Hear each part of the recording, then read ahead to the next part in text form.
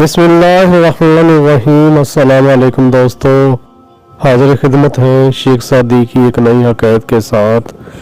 शेख सादी लिखते हैं, एक पारसा के लड़के को अपने चचा के मरने पर बहुत सा माल दौलत तरके में मिला। माले मुफ्त दिले बेरहम, उसने दोनों हाथों से ये माल दौलत अय्याशी और बदकारी में उड़ाना शुरू कर दी। मैंने एक बार उसे नसीहत की कि ए बेटे, आमदनी ज़्यादा खर्च नहीं करना चाहिए कि इसका नतीजा हमेशा बुरा होता है। उस नौजवान ने मेरी नसीहत को दीवाने की बड़ समझा और कहा कि आज की रात को छोड़कर कल के गम में मुब्तला होना महज हमाकत है। मैंने समझ लिया कि बेवकूफ़ आदमी पर कलाम नर्म नाजुक भी असर है, चनाचे उसके साथ किनारा कशी कर ली।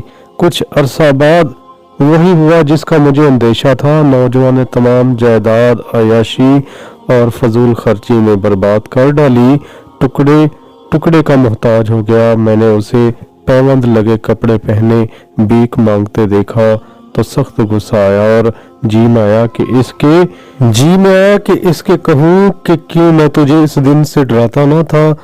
फिर ये सोचकर खामोश हो गया कि इस हालत में मेरी बात उसके जख्मों पर नमक छिड़केगी और उसके दिल में दुख होगा।